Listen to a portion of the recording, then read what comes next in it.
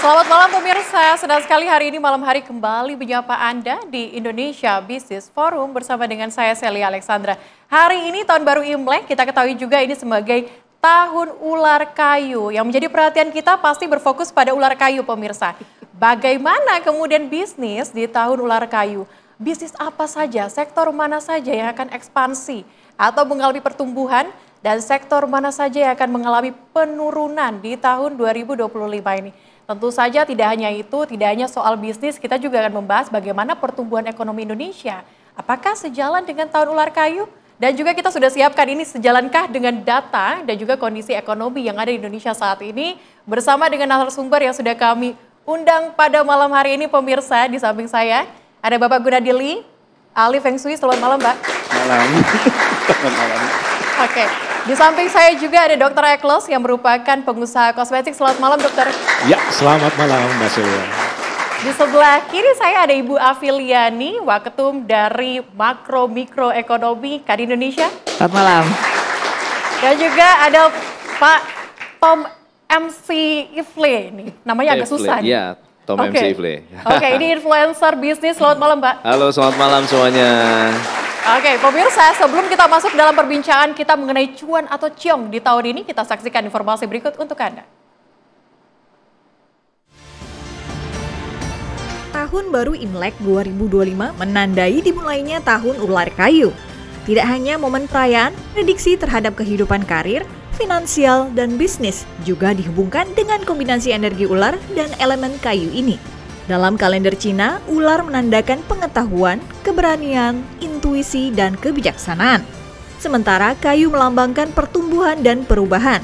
Kombinasi keduanya akan menjadi pertimbangan masing-masing orang untuk melangkah dalam berbisnis. Selain simbol-simbol tersebut, data serta kondisi perekonomian saat ini juga menjadi pertimbangan orang untuk melangkah, di mana pemerintah menargetkan inflasi 2025 sebesar 2,5%. Serta IMF yang memproyeksikan pertumbuhan ekonomi Indonesia 5,1% pada tahun 2025.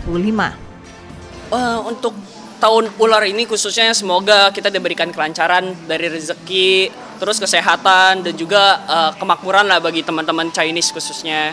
Kalau menurut saya ya sendiri pribadi sih tahun kayu ini namanya kan ular kayu. Ular kayu perkembangannya itu kalau di awal tahun masih nggak begitu bagus ya. Kita mesti lihat ke pertengahan tahunnya, nanti dia bisa maju. Ini bagi setiap orang bisa maju, akan maju, ya kan. Ibaratnya kalau kayu kebakar pun, di hutan bakar sampai habis, tapi dia masih punya akar. Akarnya itu dia akan tumbuh. Nah, itu saat itulah baru bagus buat kita semua orang, gitu.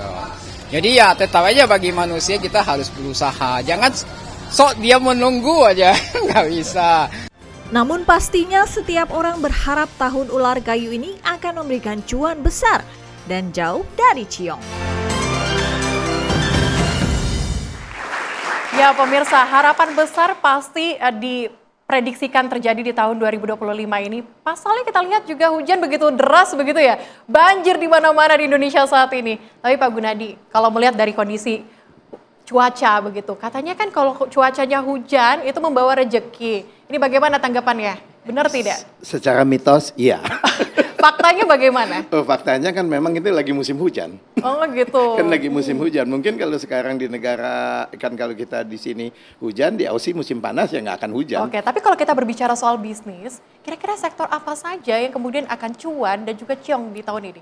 Oke, kalau kita berbicara masalah bisnis tahun ini, kita ngomong dari elemen ya. Itu yang akan bagus di tahun 2025 ini adalah yang elemen air, kayu dan api. Nah itu termasuk juga sektornya, sektor air, perikanan, kayu, fashion, api. Itu adalah kosmetik, digital, energi terbarukan, itu akan naik. Nah kemudian yang patut diwaspadain adalah yang berelemen tanah dengan berelemen logam. Yang elemen tanah itu ya sektor properti, pertambangan, itu kan sektor yang gede gitu loh. Sementara di tahun 2024 kemarin kan kita savering semuanya. Banyak modal lah yang kena. Jadi tahun 2024 ini sektor yang gede ini slowly. Jadi sektor gede ini akan beralih gitu loh, mendukung sektor yang mikro. Sektor mikro akan bagus. Mikro akan bagus untuk tahun ini. Apalagi Ibu Afi kan menanganin makro dan mikro bisnis. Jadi elemen air, kayu dan api itu akan bagus, termasuk semua jenis sektor-sektornya. Oke, tapi apa kemudian yang menyebabkan logam dan tanah ini tidak cocok begitu dengan tahun ular kayu tahun ini? Kalau saya ngomong gitu berarti kan saya mesti ngomong teori. Jadi kalau kita ngomong Feng Shui ini kan astrologi. Astrologi itu saya melihat dari pergerakan posisi planet di langit. Nah, planet di langit itulah yang diterjemahkan dalam bentuk shio. Semestinya itu hanyalah konstelasi bintang. Pergerakan daripada planet-planet ini, tabrakan, kita ngomong tabrakan pola energinya, itu akan menciptakan momentum. Menciptakan momentum ini yang kita ngomong bahwa elemen tanah yang tahun ini nanti, jadi secara perhitungan itu nanti perubahannya itu tanggal 3 Februari 2025 jam 22.30 malam. Oke. Perhitungannya. Nah, elemen tanah di dalam chart itu ya, dia berubah menjadi api. Nah, tanahnya hilang. Jadi biasanya elemen yang hilang artinya elemen itu tidak dipertimbangkan di dalam tahun ini. Nah, kalau untuk melihat bahwa benar apa enggak, kita bisa ngelihat pasnya. Jadi tahun 2024, memang sudah 2023, ada struggle begitu ya? apa kita bisa lihat nih polanya. Nah, jadi pola tahun ini elemen tanah itu hilang. Berubah, bertransformasi. Kemudian elemen logam memang tidak ada. Oke. Ya kan. Nah, jadi kita ngomong sektor-sektor yang berbisnis yang berbau logam, tambang, properti gitu, itu akan slowly menurun. Slowly menurun secara kacamata makronya. Akan tetapi kalau rumah yang kecil-kecil yang mungkin di bawah 1 miliar 500 RSM, Indonesia butuh berapa ratus juta. Oke, menarik sekali. Nanti kita akan bahas lagi lebih dalam mengenai yang ciongnya. Tetapi juga di sini sudah ada pengusaha di bidang kosmetik, Dr. Ekles. Tadi disampaikan, Dok, kalau misalnya cuan di tahun ini, Dok. Tapi sebelum masuk ke sana, Dokter, di tahun 2024 bisnis kosmetik sebenarnya mengalirnya seperti apa? Baguskah? Oke, Mas Elia. Memang industri beauty saya sendiri pelaku bisnis, background saya Ekles Group. Itu antara lain ada bisnis klinik kecantikan maupun skincare. Dan bersyukur alhamdulillah grow-nya bagus banget. Bagus banget apalagi after pandemi. Kayaknya setelah pandemi apalagi di skincare ya. Itu sudah menjadi salah satu lifestyle mungkin ya. Salah satu kebutuhan apalagi kan waktu mungkin Covid orang sering lihat cermin, sering lihat kaca. Akhirnya skincare tuh semakin menjamur. Setuju ya? Nah, akhirnya semakin di tahun 2024 sangat-sangat meningkat. Apalagi di 3 bulan 4 bulan terakhir ini di tengah apa ya? Gejolak ekonomi gejolak ya, kita nggak bisa, pokoknya kita positif word ya sekarang ya, di tengah gejolak semakin meningkat malahan dan memang ini kalau saya lihat sih di habit orang di perkotaan, apalagi yang tinggal semakin kota besar, semakin demand terhadap treatment ataupun skincare gitu. Oke. Pokoknya semua yang baik-baik diaminkan ya Pak ya. Tapi kalau kita berkaca pada tahun ini, kalau disampaikan tadi cuan begitu, kira-kira sudah ada persiapan kah dari Dr. Ekles sendiri dalam bisnis kosmetiknya di tahun 2025 seperti apa, Dok? Benar, jadi memang sudah mendapat booster nih, karena ternyata bisnis kecantikan works ya di tahun 2025. Cuma memang dari saya pribadi sih yang paling penting adalah dalam tim adalah ketekunan dan kerajinan ya yang paling penting. Karena dari kita CEO ini cocok ini yang penting itu sebagai motivasi, tapi plusnya harus ada kerajinan ketekunan. Itu pun yang saya selalu briefing dengan tim juga bahwa kita memang sudah ada program jangka pendek, jangka panjang 2025 gitu untuk bisnis skincare ataupun bisnis klinik. Dan plusnya ditambahin dengan booster, ternyata di tahun ular api ini salah satu yang good newsnya meningkat adalah bisnis kecantikan. Wah, itu menjadi juga angin segar bagi kami gitu. Oke. Jadi motivasi lah. Semakin senyumnya semakin merona ya ini ya. Merona senyumnya Dr. Ekles dan juga pengusaha bisnis kecantikan di luar sana. Tapi saya mau lihat dari generalnya nih Bu Afi. Kalau kita melihat bahwa bisnis itu kan luas sekali. Kalau tadi disampaikan ada logam dan juga tanah yang bertolak belakang dengan kayu begitu. Iya. Anda melihatnya seperti apa untuk Saya pebisnis? setuju ya, karena kalau lihat tahun 2025 ini memang soal perumahan memang belum terjadi perubahan yang signifikan dari sisi demand ya. Tapi untuk rumah bersubsidi memang kan 3 juta rumah sebagai programnya Pak Prabowo itu bagi orang yang belum punya rumah. Berarti itu adalah yang 500 juta ke bawah. Ya itu memang demandnya besar ya. Tapi untuk yang menengah atas itu sekarang sudah oversupply. Jadi itu memang kemungkinan memang bisa terjadi ya. Nah untuk logam memang kalau kita lihat keinginan pemerintah kan hilirisasi. Tetapi kalau kita lihat dengan kondisi makro di luar, kondisi suku bunga lagi tinggi, ya orang lebih pilih udah deh nggak usah investasi dulu, kita taruh aja uang di pasar uang, tapi investasi nanti dulu gitu. Makanya tadi dikatakan untuk logam memang walaupun keinginan kita tinggi, tetapi untuk investasi itu rasanya untuk jangka pendek ini belum terjadi ya. Karena satu adalah masalah polisinya sendiri ya, yang kedua adalah demand dunia juga sekarang sedang turun. Dan bahkan dunia sekarang sedang melakukan proteksi ya. Amerika kita tahu kemarin Trump sudah mengatakan bahwa akan kena biaya masuk yang tinggi. Cina juga sekarang juga akan proteksi. Jadi dengan proteksi ini memang kita juga akan masih harus bernegosiasi soal demand dunia gitu. Jadi otomatis akan terjadi slowdown terhadap investasi khususnya di logam gitu. Oke, Nah, nanti yang kita akan banyak tuh- lanjutkan dan oke. juga dalami lagi Bu. Khususnya kita akan bahas mengenai makronya seperti apa usai jeda berikut, tetaplah bersama kami.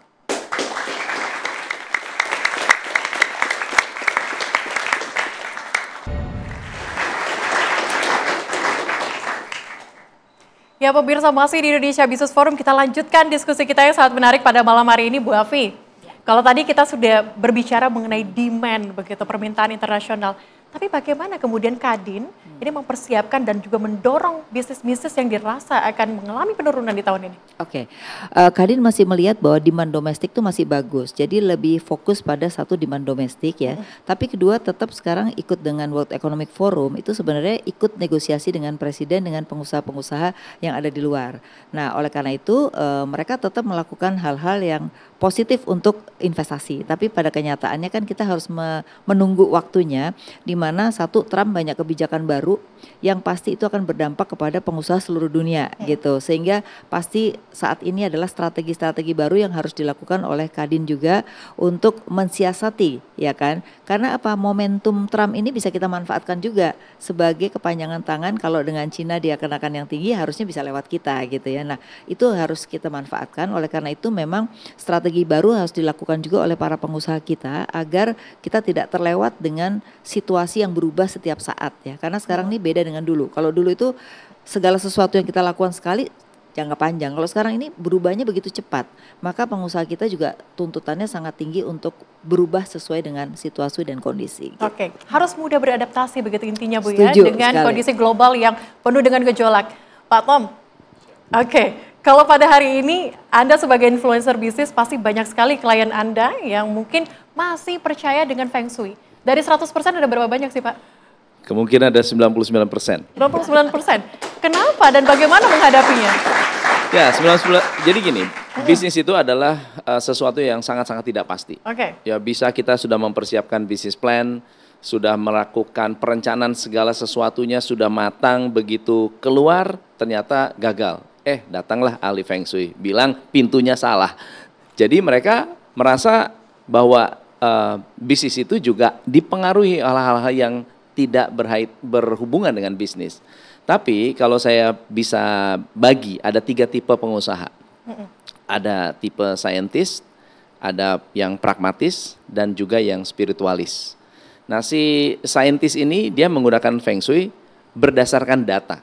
Karena mengikuti sainsnya, tata letaknya, kemudian harus logis, ya harus sesuatu yang bersifat ada ukuran-ukurannya. Dan kalau mereka anggap cocok, mereka akan ikutin. Nah, pragmatis adalah orang-orang yang baca Feng Shui, lalu kemudian melihat peluangnya ada di mana. Yang pragmatis ini akan melihat, oh nanti bisnis skincare bagus, nanti masuk tuh bisnis skincare. Atau bisnis pariwisata akan bagus, masuk juga bisnis pariwisata. Ini mereka-mereka yang menggunakan Feng Shui sebagai alat untuk mencari peluang.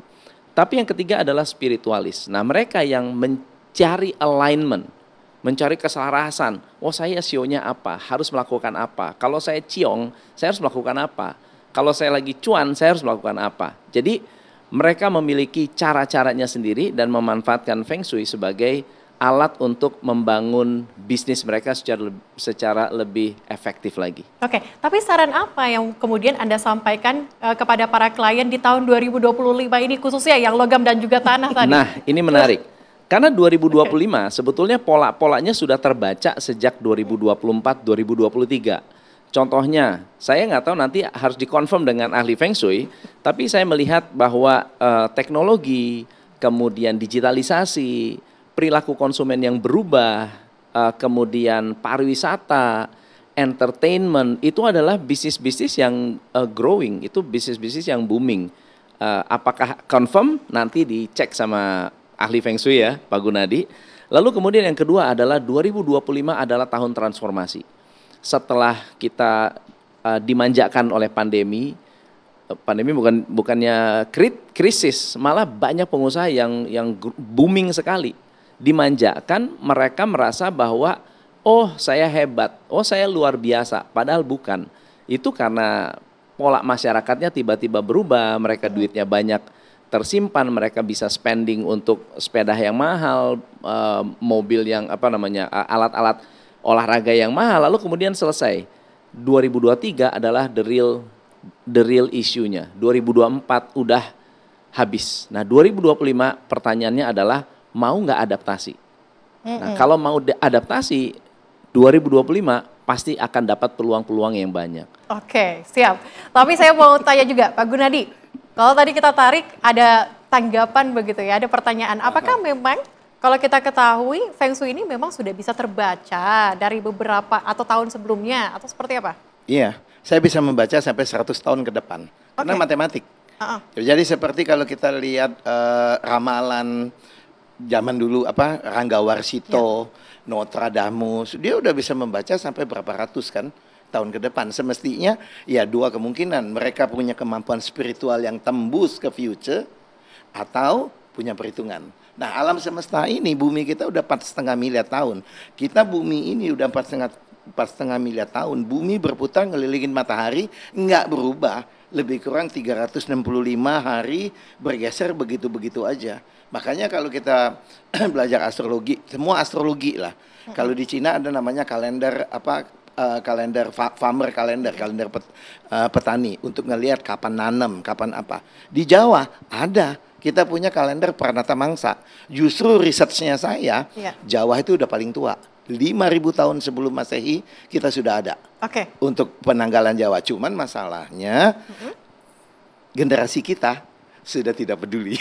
Oke, tapi yang juga menarik kalau tadi kita bahas soal bisnis, ada sedikit membahas soal makro, yang jadi perhatian adalah investasi seperti apa di tahun 2025 yang cocok dan bagus. Oke, makanya tadi dibalikkan saya bilang, dan kan Ibu Afi juga bilang, pengusaha-pengusaha besar dia nggak mau nih, karena 2024 jadi masalah. Dia akan lari nih investasi ke air, kayu, dan api. Yang dimana investasi ini akan menghasilkan return yang lebih cepat daripada mereka investasi di tanah logam, itu kan besar banget. Jadi kalau kita lihat waktu itu beberapa saat banyak banget orang Yahudi yang taruh duitnya untuk sekian tahun, karena kenapa? Mereka udah melihat ke depan ini jelek. Kenapa? Iklim alam semesta. Nah, di sini kita ngelihat bahwa iklim alam semesta ini akan mempengaruhi manusia. Nah, kita melihat kalau mungkin Ibu Afi, Pak Tom, Dr. Eklas ngelihat dari sisi manusia, saya ngelihat dari sisi langitnya. Nah, dua ini mesti dipadukan.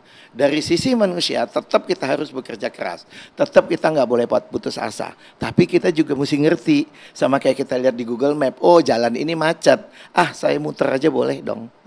Nah, itu yang kondisi yang terjadi gitu loh. Jadi pengusaha-pengusaha papan atas sekarang ngelihat tanah dengan logam ini akan lambat bergerak. Ya mereka akan alihkan duitnya yang mana returnnya lebih cepat. Apalagi sampai 25 tahun mendatang kita ngomong planet Pluto yang lagi berkuasa. Planet Pluto yang berkuasa ini apa yang terjadi? Teknologi. Jadi kita coba lihat dalam beberapa tahun aja nih teknologi luar biasa banget. Apalagi sejak tahun lalu, nah sebenarnya AI udah muncul kan. Wah, sekarang semua pekerjaan AI, saya pun juga menggunakan AI, Artificial Intelligence. Semua gampang, apapun tanya tinggal ketik AI dapat jawaban. Berarti bagus dong investasi di bidang Teknologi. AI Makanya kalau dan kita juga ngomong teknologi. saham, ya belilah saham-saham teknologi di dalam 10 tahun ini dia akan naik. Oke, Bu Afi, tanggapannya gimana nih soal Iya. membeli saham teknologi di tahun ini? Iya, menurut saya iya karena prospek ke depan itu kan digitalisasi itu akan mendominasi dunia ya. Cuman memang yang menjadi persoalan ke depan adalah masalah ketenaga kerjaan. Nah ini mungkin menjadi concern pemerintah karena digitalisasi itu akan membuat perusahaan makin efisien ya kan. Semakin banyak orang yang kelas menengah bawah ini yang tidak bisa bekerja. Oleh karena itu perlu ada penciptaan lapangan pekerjaan. Makanya UMKM itu perlu menjadi fokus pemerintah untuk mereka bisa hidup, bisa meningkatkan penghasilannya yang selama ini Anda tahu ada turun kelas ya kan karena itu. Nah, jadi teknologi ini akan menjadi hal yang utama. Yang kedua juga masalah ini farmasi. Farmasi itu ke depan akan trennya bagus juga. Kenapa? Karena orang sudah sadar kesehatan tadi Ya. termasuk skincare.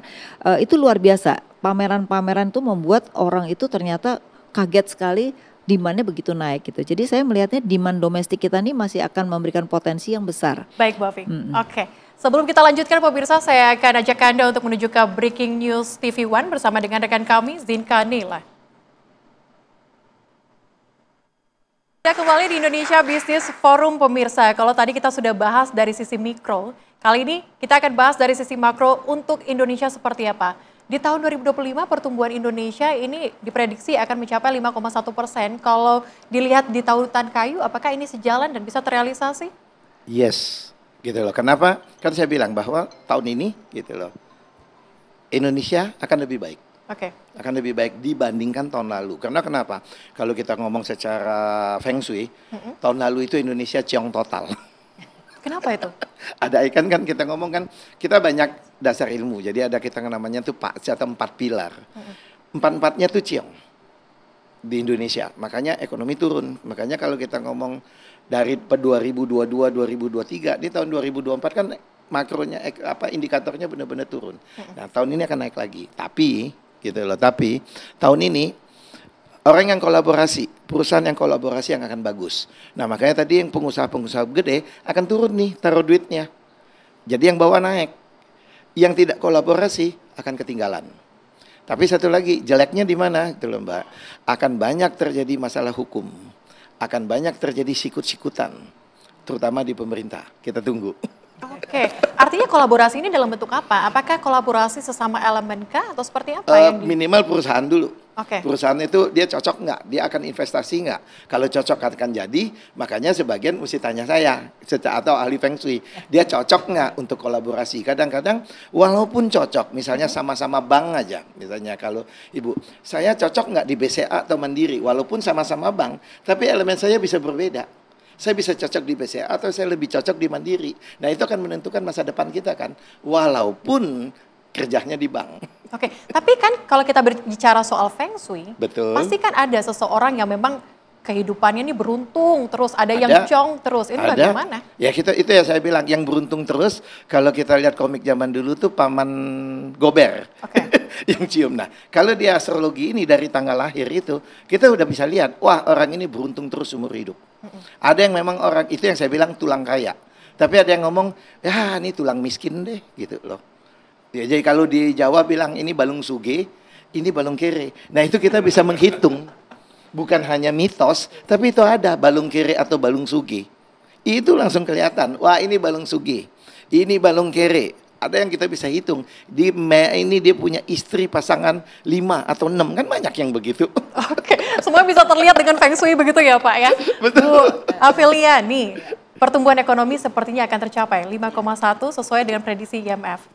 Pendapat Anda? Ya, setuju. Memang kita sudah lihat di beberapa lembaga itu prediksinya adalah sekitar 5 sampai 5,2 ya.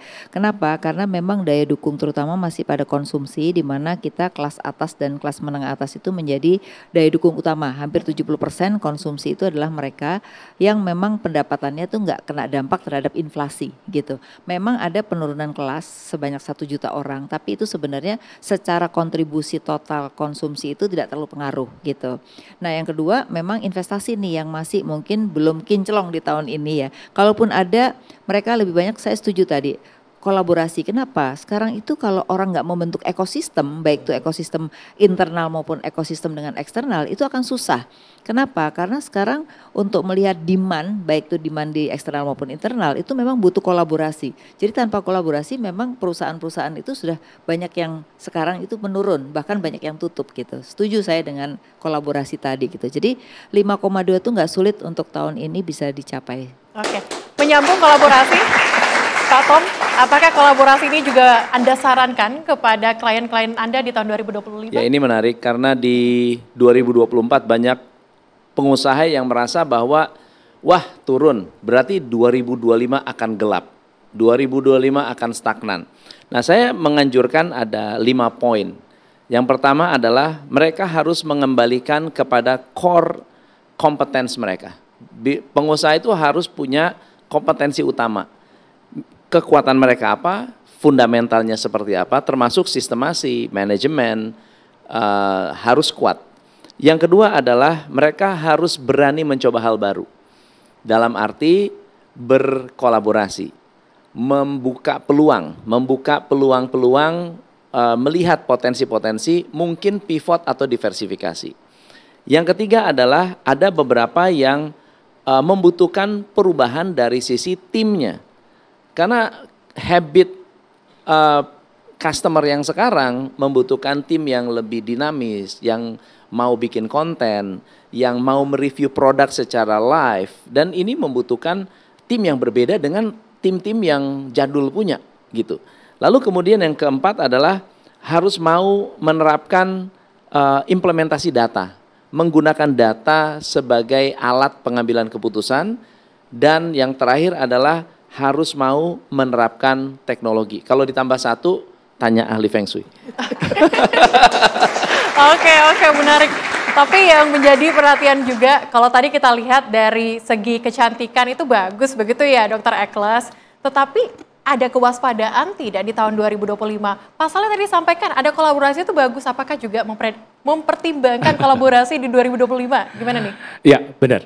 Jadi Pak Celia memang dari kami juga, dari saya pribadi memang sangat terbuka untuk kolaborasi. Memang dari 2 tahun terakhir setelah pandemi bahkan kita ada beberapa kolaborasi. Tapi memang ini mungkin setelah di akhir ada beberapa mungkin yang saya akan tanyakan mengenai kolaborasi. Yeah. Karena memang ada yang berhasil, ada yang tidak ya.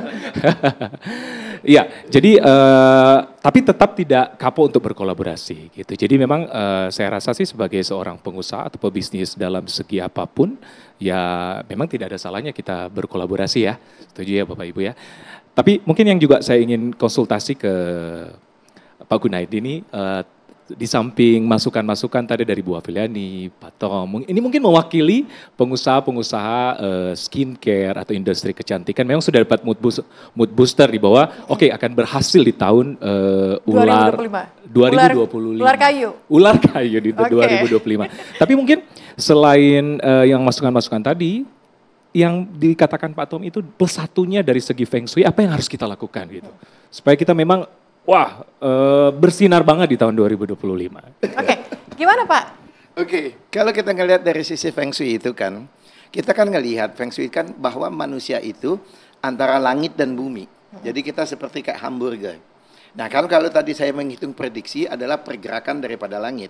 Tapi di mana kita berdiri, bumi di mana kita dipijak itu sangat menentukan gitu loh dokter. Jadi kalau seandainya Dokter Ekles jualan kosmetik di puncak gunung sama di Jakarta, kira-kira laku yang mana? Jakarta.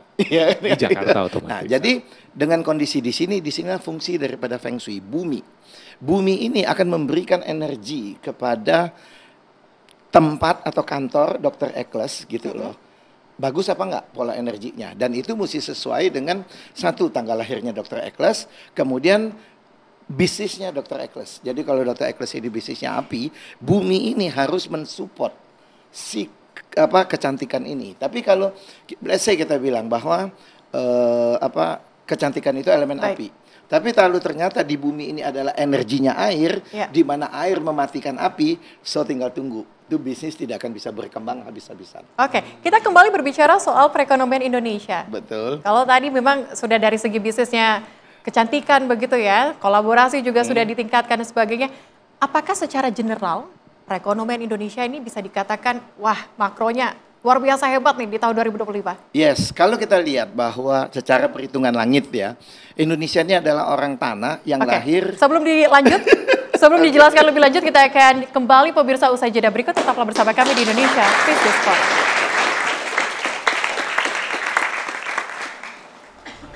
Ya terkesannya mungkin kita juga harus lebih hati-hati aja biar nggak tergelincir, apalagi soal masalah kehidupan, keuangan, kesehatan dan lain-lain. Wah, kalau tahun ke tahun sih harapannya kita makin banyak berlimpah ya, hartanya, uangnya, rezekinya. Sio anjing kalau di tahun ular ini kan di tengah-tengah ya, nggak yang hoki-hoki banget, nggak yang sial-sial banget gitu. Jadi harapannya ya semoga lebih banyak hokinya. Anda kembali di Indonesia Business Forum, pemirsa, bersama dengan saya Celia Alexandra. Pak Gunadi, kita lanjutkan perbincangan kita tadi. Artinya tahun 2025 ini menjadi peluang besar untuk perekonomian Indonesia, benar? Yes. Oke. Analisanya dari mana? Jadi kalau kita hitung dari tanggal lahir Indonesia tuh, kita lahir dari kemerdekaan. 17 Agustus 1945 jam 10.10. Itu dasar Indonesia lahir. Nah, pada saat itu kita lihat bahwa Indonesia ini elemen tanah. Secara konsep, tanah itu lambat. Makanya pemerintah kita secara umum lambat bergerak. Itu bisa kita langsung lihat. Kita bisa lihat Amerika, Filipina, Singapura, itu bisa lihat gitu loh. Dari tanggal kelahirannya dia. Jadi Indonesia ini adalah orang tanah. Dan tanah secara umum lambat. Jadi nyuruh orang tanah ini bergerak lambat. Pemerintah kita lambat. Ya, tahun ini bagus. Karena kenapa? Api. Tahun ular api. Tapi ular api ini adalah waktu untuk transformasi. Jadi tanah akan membakar, api-api akan membakar tanah. Supporting. Jadi Indonesia perlu supporting yang luar biasa. Nah, setahun ini alam memberikan supporting api. Jadi kan tadi saya bilang, air, kayu, api adalah bisnis yang bagus. Nah, bisnisnya akan mensupport Indonesia. Bisnis kayu adalah apa yang mesti dilakukan oleh pemerintah? Kayu edukasi. Jadi apa yang mesti dilakukan Indonesia? Lakukan edukasi ke masyarakat bawah supaya mindset kita berubah. Karena kondisi kita sekarang ini, kalau dia ngomong di pelajar, kita bangsa Indonesia tuh nomor sekian untuk persaingan. Apalagi di dunia teknikal, digital. Kita cuma sibuk nonton YouTube sama TikTok. Tapi kita tidak siap untuk bersaing. Nah, jadi apa? Edukasi naik. Edukasi itu adalah kayu. Sehingga akan mereka keluar inovatifnya mereka. Inovatif adalah elemen api. Kalau semua rakyat ini punya edukasinya naik dan berinovatif, itu akan jadi mikroekonomi. Itu tugasnya Ibu Afi. Artinya? Untuk membantu Indonesia. Artinya apa yang dilakukan oleh Presiden Prabowo Subianto untuk fokus kepada dunia pendidikan itu sudah pilihan yang tepat. Betul sekali. Kan waktu itu waktu saya pernah diwawancara, saya udah bilang, ini Prabowo benar banget gitu loh. Cuman balik lagi, waktu implementasinya ini yang mesti hati-hati. Bahwa setiap implementasi ini, terutama para pemerintah lah gitu loh, harus bekerja dengan hati nurani. Harus bekerja dengan efisien. Tapi balik lagi, karena Indonesia ini orang tanah, itu lambat. Itu lambat banget untuk bergerak. Ibaratnya kalau nggak disenggol, kalau nggak dicubit, nggak kerja. Oke, tapi ada PR terkhusus nggak yang mungkin menjadi PR pemerintah di tahun 2025 ular kayu ini? Oke, secara umum pemerintah ya harus transformasi. Karena kan ular ini adalah kebijaksanaan dan transformasi, harus berubah. Kalau tidak berubah, ya balik lagi ke zaman-zaman dulu gitu loh. Nah, sekarang kita teknologi udah canggih. Semua teknologi itu udah canggih, pemerintah sudah ada semua. Akan tetapi orang kita gitu loh, apakah mampu untuk mengikuti teknologi? Ini edukasi yang paling penting. Ini edukasi yang paling penting. Nah, kadang-kadang edukasi ini harus dengan apa? Aplikasinya. Teori doang, nggak ada action, ya sama aja bohong. Oke, transformasi dibutuhkan pemirsa di tahun 2025. Kadin bagaimana dengan prediksinya? Apakah juga akan mendorong transformasi di tahun 2025? Ya, tentu saja sekarang dalam diskusi-diskusi kita sudah memikirkan bagaimana juga perubahan ya. Karena satu perubahan dari sisi demand, habit sudah berubah. Kemudian cara berusaha juga harus berubah. Karena kalau tidak berubah ya akan ketinggalan. Dan itu bisa kita buktikan banyak perusahaan akhirnya tutup karena dia tidak mau berubah dan tidak berusaha untuk berubah. Jadi sudah banyak diskusi di Kadin yang memang akan membuat juga transformasi dan kita akan mendukung juga transformasi di Indonesia, tidak hanya sekedar di pengusaha.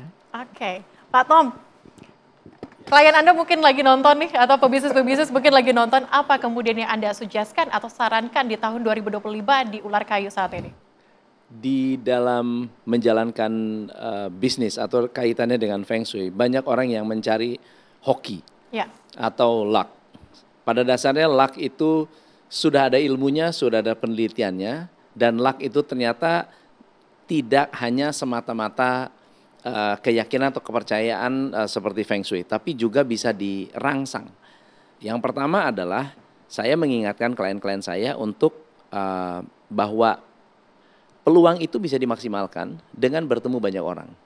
Bertemu dengan customer, bertemu dengan investor, bertemu dengan tim atau calon tim yang mungkin berpeluang untuk bisa mengembangkan bisnis.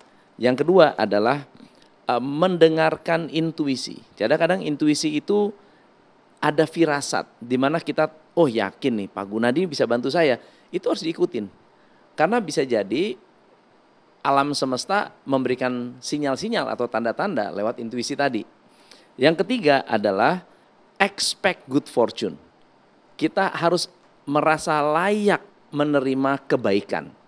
Sehingga kita jangan hanya mendengarkan bahwa kalau saya ciong berarti udah saya nggak usah usaha aja. Ya. Salah.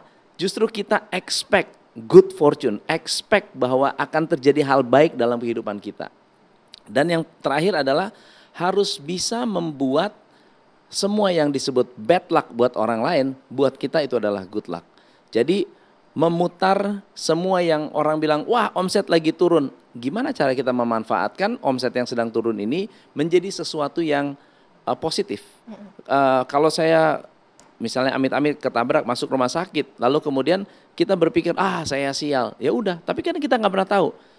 Sebetulnya ada rencana apa di balik itu yang sebetulnya ada good luck di balik segala sesuatunya. Dan yang terakhir adalah setiap problem diciptakan untuk memisahkan orang yang tidak layak dengan orang yang layak. Orang yang layak akan push through dan mengejar dan mencari solusi sehingga dia bisa menemukan dan mendapatkan hoki yang lebih gede dibandingkan dengan orang-orang yang begitu kena tembok berhenti.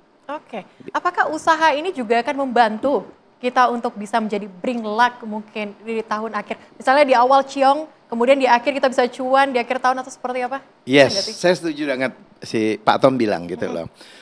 Ciong, buat saya, kalau kan sebagian orang ngomong ciong itu adalah negatif, buat saya enggak. Ciong adalah kesempatan. Karena ciong itu kan adalah energi trigger momentum yang luar biasa. Bagaimana kita bisa menunggangin ciong ini? Jadi kalau di Feng Shui kita ngomong bagaimana kita menunggangi naga. Cuman masalahnya karena kita tidak pernah belajar menunggang naga, baru naik kita sudah jatuh. Betul kan? Justru saya memanfaatkan energi ciong. Kenapa? Itulah energi ledakan momen yang luar biasa. Pertanyaannya, kalau kita mau siap menghadapi ciong, siap nggak diri kita untuk berubah?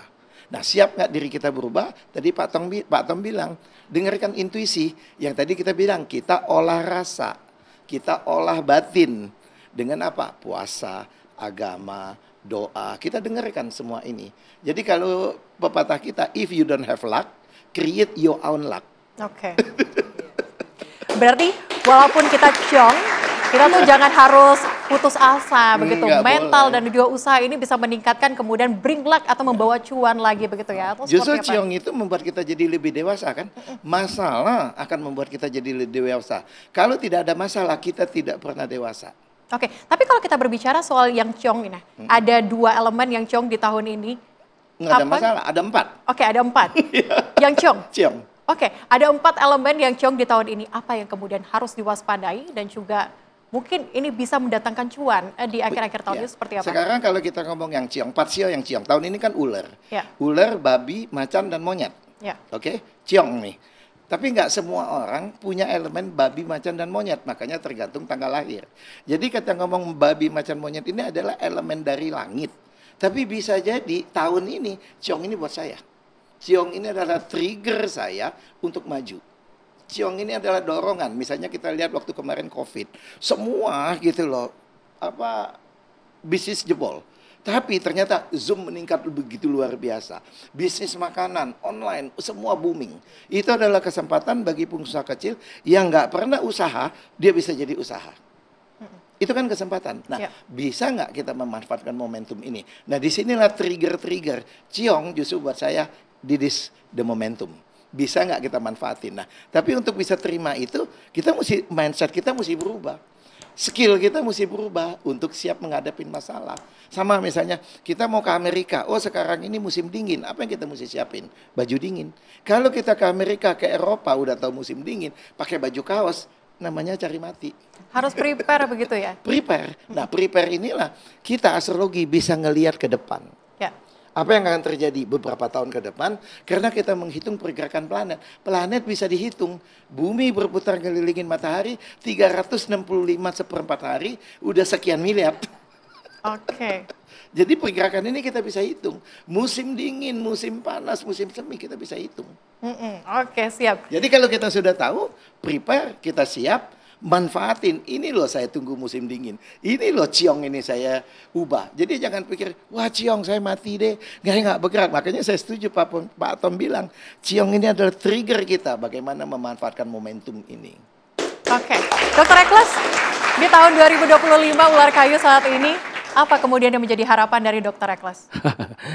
Memang benar, tapi setuju banget dengan juga dari pakar-pakar Bapak Ibu yang terhormat bahwa memang sebagai pebisnis, mungkin sebagai pengusaha, saya termasuk di dalamnya memang mungkin cara berpikir dan all about mindset kita.